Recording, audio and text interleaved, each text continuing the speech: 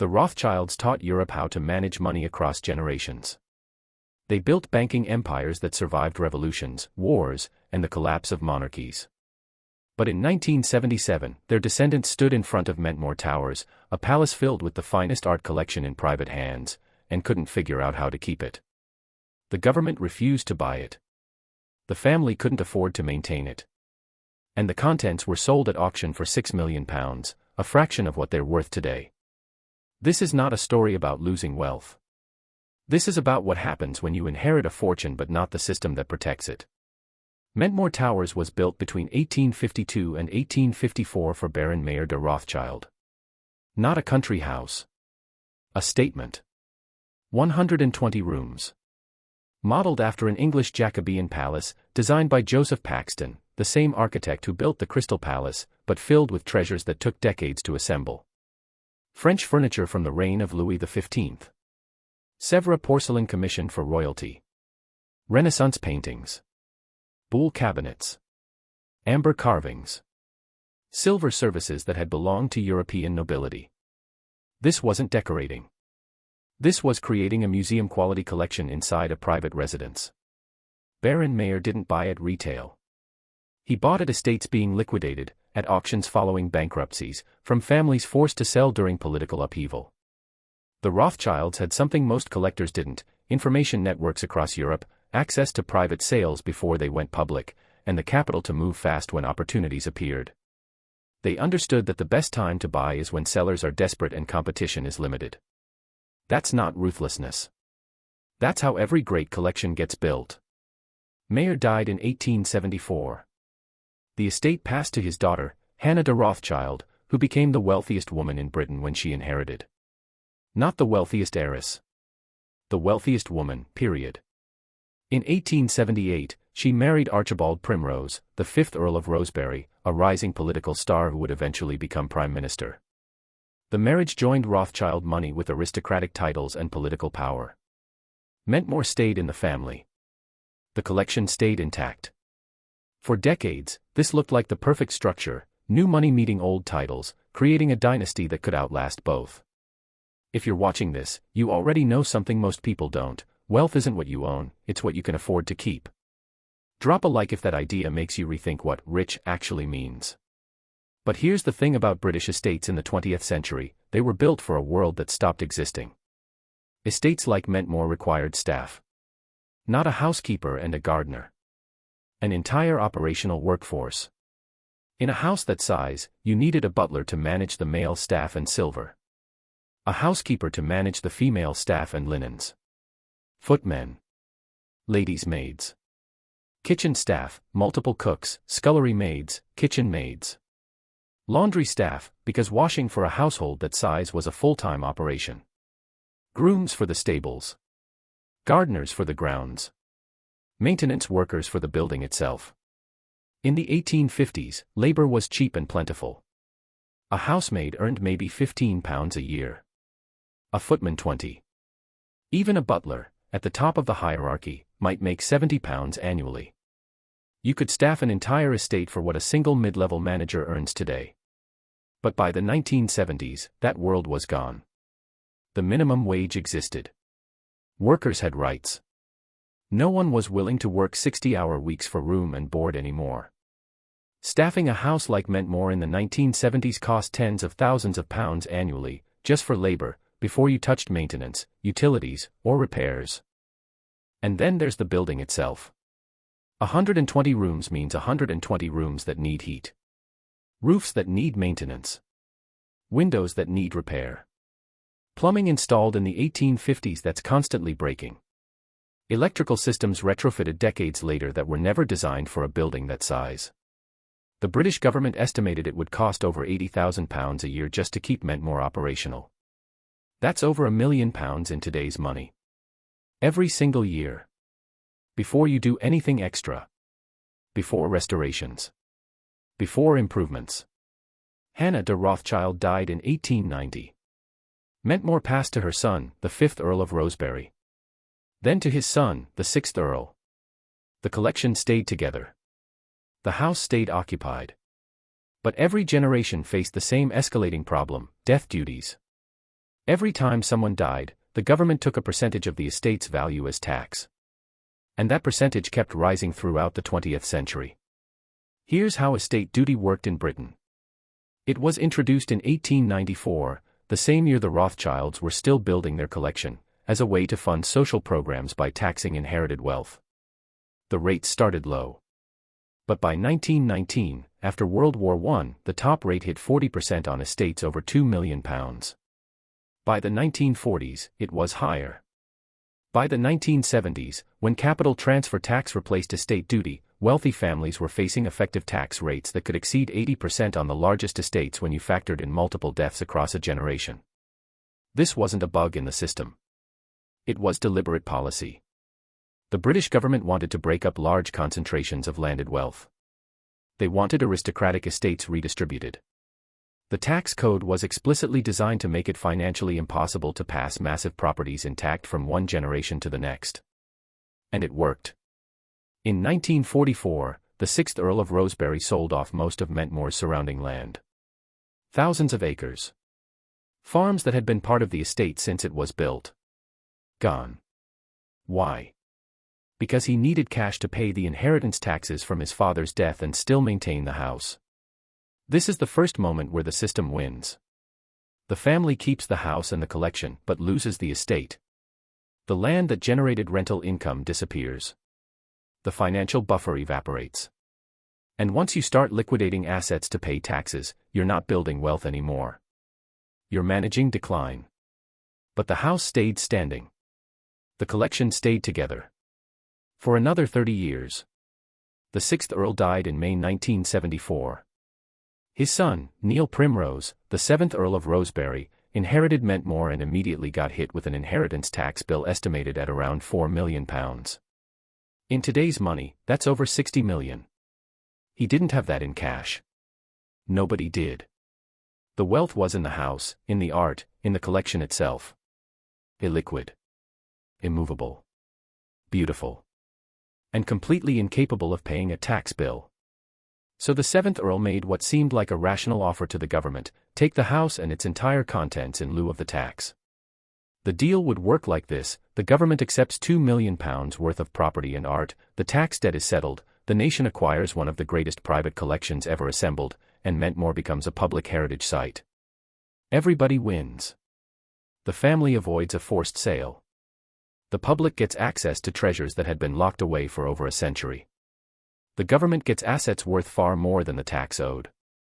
The Labour government under Prime Minister James Callaghan said no. Not because the collection wasn't valuable. Not because Mentmore wasn't historically significant. Everyone agreed it was exceptional. But because accepting it would mean taking on the operating costs. £80,000 a year. Every year. Forever. The government was cutting public spending. Inflation was high. The economy was struggling. And the last thing they wanted was another massive, expensive building to maintain. So they refused the offer and demanded cash. This is the second moment the system wins. The family can't keep the estate. The nation refuses to preserve it. And the only option left is to liquidate everything and hope the market pays enough to cover the taxes. If this is changing how you think about inheritance and control, you're seeing what most people never learn. Subscribe if you want more stories that expose the hidden mechanics of wealth, not just the drama, the systems underneath. Here's what most people don't understand about auction value versus real value. When the Rothschilds assembled that collection, they were buying at moments of opportunity. Estates breaking up after deaths. Wars forcing distress sales. Financial panics creating liquidity crises. They had time to wait for the right pieces. They had expertise to identify undervalued items. They had capital to move immediately when opportunities appeared. That's how you build a world-class collection for a fraction of what it would cost at retail. But when you're forced to sell to pay a tax bill, all of those advantages reverse. The market knows you're selling under pressure. Dealers know you have a deadline. The timeline is public. The reason is known. And that knowledge destroys your negotiating position. You're not selling at the peak of the market. You're selling when you have to, and the market prices that in. Sotheby's held the auction at Mentmore in May 1977. It ran for 10 days. Over 2,000 lots. Furniture. Porcelain. Paintings. Silver. Clocks. Tapestries. Objects that had been in the family since the 1850s, many of which had never been photographed, never been catalogued for public view, never been available for sale. The press called it the sale of the century. Crowds came from around the world. Museum curators. Private collectors. Dealers. Everyone wanted a piece of Rothschild history. The auction raised £6 million. Sotheby's called it a triumph. The New York Times covered it. The prices broke records for certain categories. A clock sold for nearly £120,000, amber carvings went for almost £90,000, Sèvres pieces commanded extraordinary sums.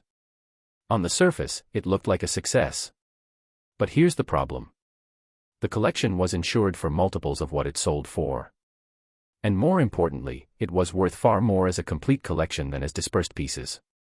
When you break up a curated collection, especially one assembled over generations with expertise and taste, you lose the premium that comes from context. A Sèvres dinner service is valuable. A complete Sèvres dinner service from a Rothschild estate, documented, with provenance, displayed in its original setting, is exponentially more valuable. But once you auction it off piece by piece, that premium disappears forever. Some estimates suggest the collection, if it had been kept together and eventually sold as a single entity to a museum or foundation, would be worth over £200 million today. Instead, it's scattered across private collections, museums in different countries, dealers' inventories. You can never rebuild it. The whole was worth more than the sum of its parts, and the family lost that multiplier the moment the auction started. The 7th Earl paid the inheritance tax. The crisis was solved. But now he owned an empty palace. No furniture. No art. No reason to maintain 120 rooms. So Mentmore itself was sold separately in 1978 for £220,000. Let that number sink in for a moment. A palace that cost the equivalent of tens of millions to build in the 1850s. Architecturally significant. Designed by Joseph Paxton. Grade I listed, meaning it's legally protected as a building of exceptional historical importance. Still structurally sound. And it sold for about the price of a nice suburban house. Why so cheap? Because the purchase price is only the entry fee. The real cost is what comes after. Any buyer would inherit the £80,000 a year operating expenses. The heating bills. The roof repairs. The obligation to maintain a listed building to government standards, which means you can't make cheap fixes, everything has to be done to conservation specifications. You're not buying a house. You're buying a financial obligation that never ends. The buyer was the Maharishi Foundation, the Transcendental Meditation Movement. They turned it into their UK headquarters and a meditation center. For 20 years, they maintained it. Not lavishly. The interiors were adapted for institutional use. But they kept it weatherproof, heated, and staffed. It wasn't a museum. It wasn't a hotel. But it was occupied, which meant it wasn't decaying. If you're still here, you're the kind of person who wants to understand systems, not just react to tragedy. Comment if you've ever seen wealth trapped by the very structures meant to protect it. It happens more often than people admit. By the late 1990s, the Maharishi Foundation wanted out. They tried to sell. The asking price was reportedly in the tens of millions. There were no buyers. Because anyone who could afford tens of millions for a country house could also do the math on operating costs, and the math didn't work. Mentmore couldn't generate enough revenue to justify its expenses unless you completely reimagined its use. In 1999, Simon Halliby bought it. Halliby was a Syrian-born British property developer who'd made a fortune in London real estate during the boom years. At his peak, his property empire was valued at over £3 billion. He wasn't buying Mentmore as a residence. He announced plans to convert it into a 6-star luxury hotel. 171 suites, including new wings. Spa. Fine dining.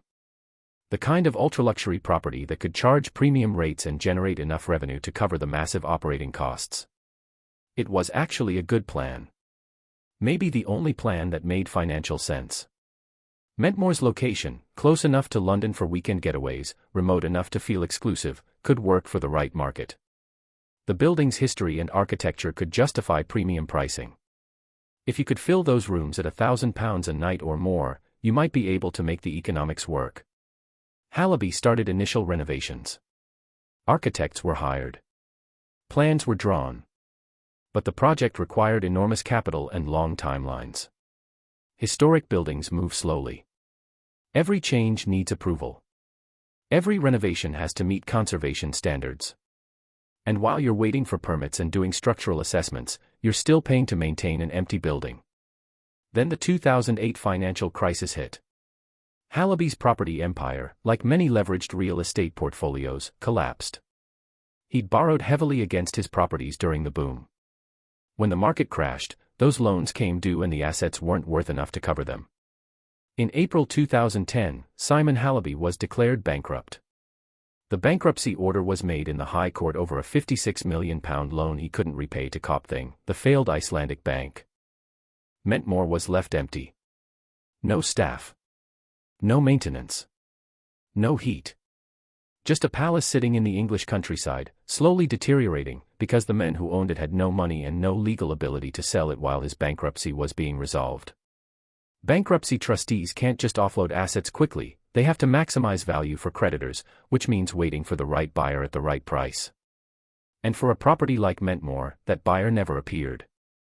By 2022, reports described Mentmore as abandoned and left to rot. Historic England placed it on the at-risk register, their official list of heritage buildings in danger of being lost. Roofs leaking. Ceilings collapsing.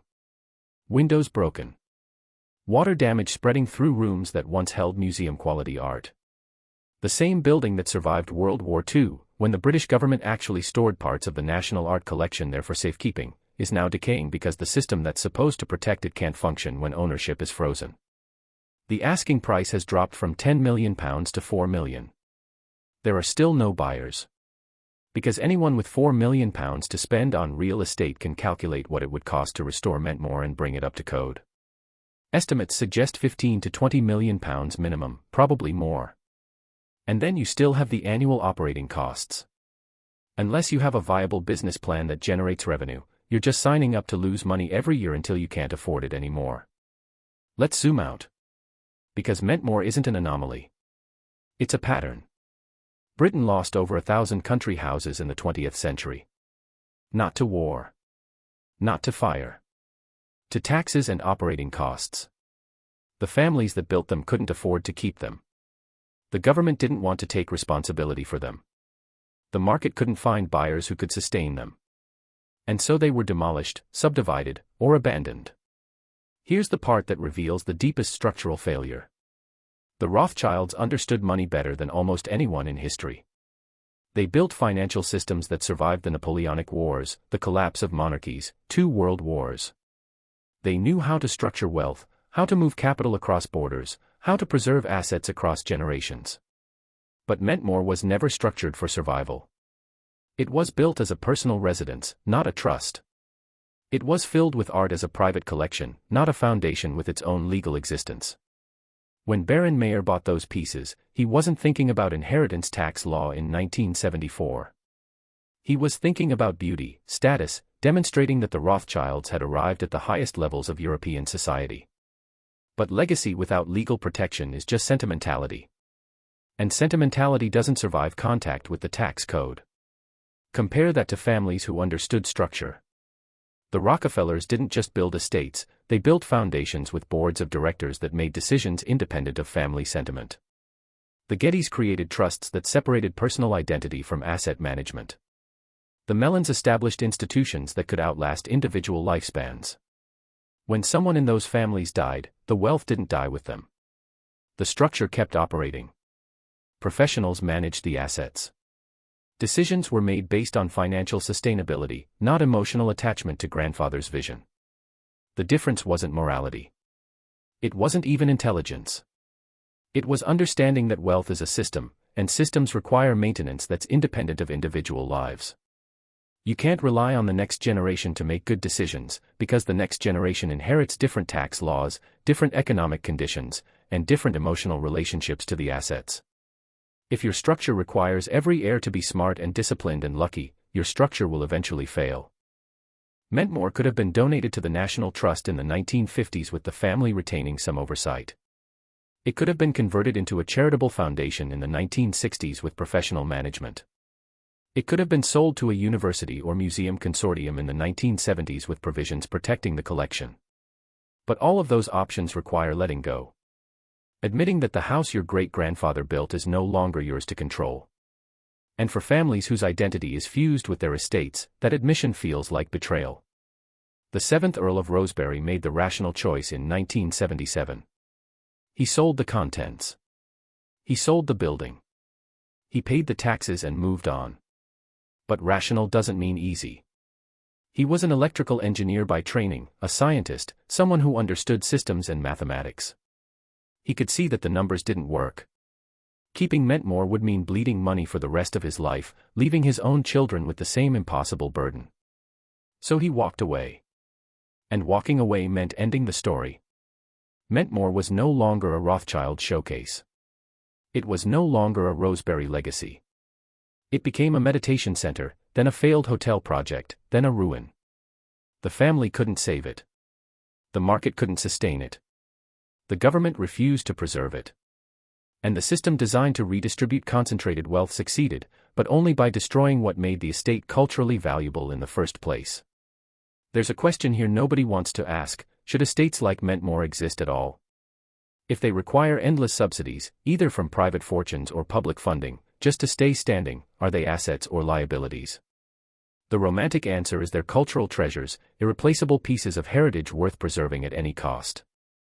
The financial answer is they're extremely expensive buildings that generate no income, require specialized knowledge to maintain, and slowly bankrupt whoever owns them. When romanticism meets finance, finance usually wins. Not because it's morally right, but because it's mathematically inescapable. If this is making you rethink the difference between wealth and sustainability, leave a comment. These are the conversations that matter more than algorithms admit. Mentmore still stands today. Barely. Simon Hallaby technically still owns it, though his bankruptcy trustees have been trying to sell it for over a decade. The building is deteriorating faster now. Every year without heat, without maintenance, without someone actively managing the decay, moves it closer to being unsalvageable. At some point, the cost to restore will exceed the value of the building, and then the only rational option is demolition. A palace that survived 150 years could disappear in our lifetime, not because of disaster, but because of economics. The Rothschilds built Mentmore to prove they had arrived. They filled it with objects that demonstrated taste, knowledge, access to the highest levels of European culture. And it worked. For 120 years, Mentmore was a symbol of success. But symbols require belief. And when the structures that sustain belief collapse, when taxes exceed income, when operating costs exceed capacity, when markets refuse to subsidize prestige, the symbol becomes a shell. Wealth is not safety. It's leverage. And leverage works both ways. The Rothschilds had the money to build Mentmore. They didn't build the structure to preserve it across generations. The Rosebery family inherited the estate. They didn't inherit the system that could protect it from tax policy explicitly designed to break it apart. And because of that, one of the greatest private collections ever assembled was scattered to the winds, and one of the most architecturally significant houses in Britain is rotting in legal and financial limbo, owned by a bankrupt developer who can't sell it and can't save it. If this story changed how you think about legacy, inheritance, and the difference between owning wealth and sustaining it, share this with someone who needs to understand these systems. Because the real lesson of Mentmore isn't about one family or one house. It's about what happens when you confuse assets with security, when you assume wealth protects itself, when you build for permanence in a world designed for redistribution. The system doesn't care about your intentions. It doesn't honor your grandfather's vision. It responds to structure. And without structure, everything, no matter how beautiful, no matter how expensive, no matter how historically significant, eventually falls apart.